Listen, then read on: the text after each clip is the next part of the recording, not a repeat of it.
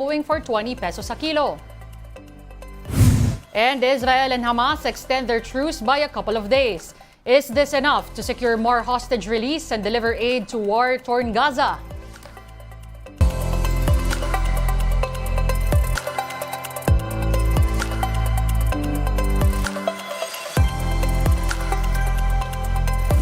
Fast, focused, and fearless, here's a roundup of stories we're watching now. I'm Deni. The spike in respiratory illnesses in China is not as high as pre-pandemic levels. That's according to the World Health Organization. WHO official Maria Van Kerkhove said the rise in cases appeared to be linked to children who are contracting pathogens they had avoided during COVID restrictions. Kerkhove also noted that there are no new or unusual pathogens detected in recent cases. Health authorities have been urging Chinese officials to establish more fever clinics, especially where cases are high, like Beijing and Liaoning province. One infectious diseases expert said the education department should look into vaccination coverage among students. That's amid rising cases of upper respiratory illness in children. In an interview with The Big Story, Dr. Jean Solante said the education department should assess the need of kids for flu and pneumonia jabs. He also noted that influenza-like illnesses in the country are now on a downtrend and are not a cause for alarm. We see that a lot of these children are not yet vaccinated with influenza. So I think that the Department of Education should also look into the vaccination coverage among school children with both pneumonia and that of influenza vaccine. Our routine immunization sa mga bata are only for those who are indigent population. Ang panawagan ko dito, we have to create that awareness sa school, sa mga parents na we need to give the flu vaccine to your children kasi when they will be carrying the virus, hindi na mahawaan yung mga lola nila na can also develop severe influenza. Meanwhile, 9 people have died due to dengue in Tagum City, Davao del Norte.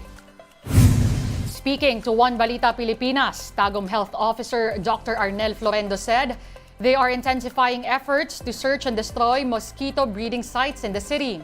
According to Florendo, all barangays in Tagum have cases of dengue. While the cases have gone down to almost 70 this November from the 140 last month, Florendo said this is still within the epidemic threshold.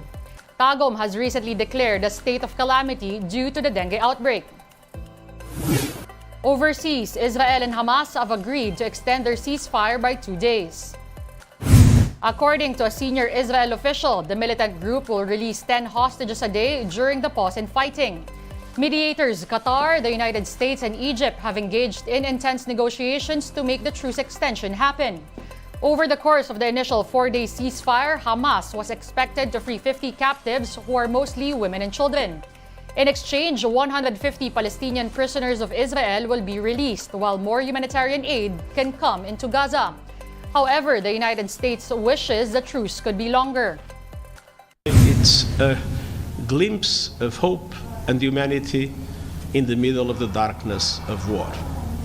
And I strongly hope that this will enable us to increase even more the humanitarian aid to the people in Gaza that is suffering so much, knowing that even with that additional amount of time, it will be impossible to satisfy all the dramatic needs of the population in Gaza. We're bringing you more stories after this quick break. Keep it here on One News.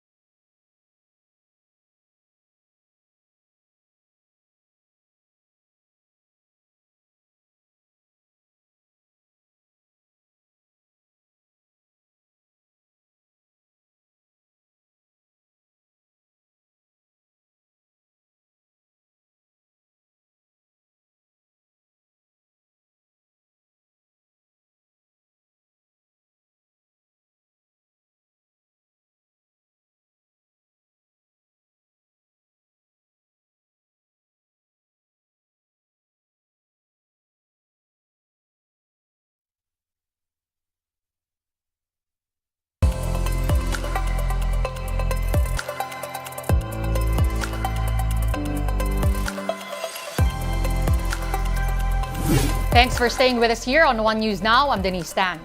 The Agriculture Department welcomes the suggestion to base the prices of eggs per kilo. DA Assistant Secretary Arnel De Masa told One Balita Pilipinas that they will study the proposal.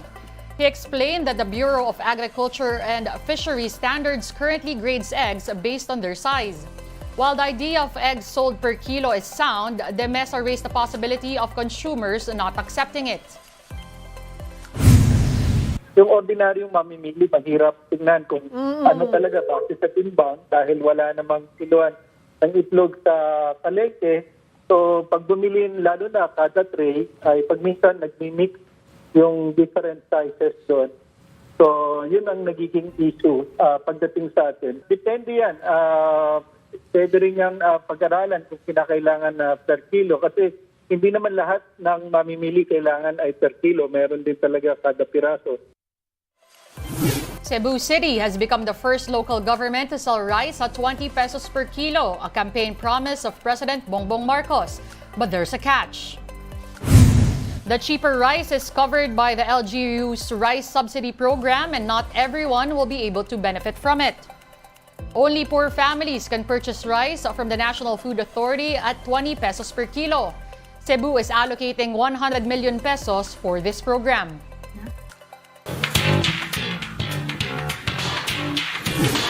Stars of the much-awaited historical film Gomburza are all fired up for their Metro Manila Film Festival entry. The movie just had a special screening attended by Enchong D, Cedric Juan, Ketchup Eusebio, Piolo Pascual, and many more. Executives of MQuest Ventures Incorporated were also there to show support, including MediaQuest President and CEO Jane Basas and TV5 President and CEO Guido Zaballero. Gomburza is produced by Jescom Films and MQuest Ventures Incorporated and was directed by Pepe Diokno. It is showing starting December 25, Christmas Day. Yung mga excited na pumila para sa Metro Manila Film Fest, sana unahin yung Gomburza kasi isa tong hindi lang regalo namin para sa bansa, regalo namin para sa audience namin, regalo natin to lahat. Tayong mga Pilipino. 10 yung pelikula natin. Lahat yan magkakaibang kwento natin mga Filipino. So why not simulan natin na ma-reignite muna yung pagiging Filipino natin para mas ma-enjoy natin panoorin pa yung iba pang mga timelines nang nandito sa mga pelikula nito na Metro. And will the real queen please stand up? Well, looks like a tie between comedians Vice Ganda and Paolo Ballesteros. The two teamed up in a historic advertisement for a fast food chain. In that ad, Vice and Paolo can be seen sharing a box of fried chicken while in full diva outfits. They also made sure to mention the respective noontime shows EAT and It's Showtime. The ad's message is about sharing the love this Christmas. And what do you know? The advertisement is receiving so much love from netizens who also hope that this is not the last time that Vice and Paolo will be seen together on screen. One News Now will be back tomorrow at 7:30 a.m. I'm Denise Tan. We are One News, all sides, all the time.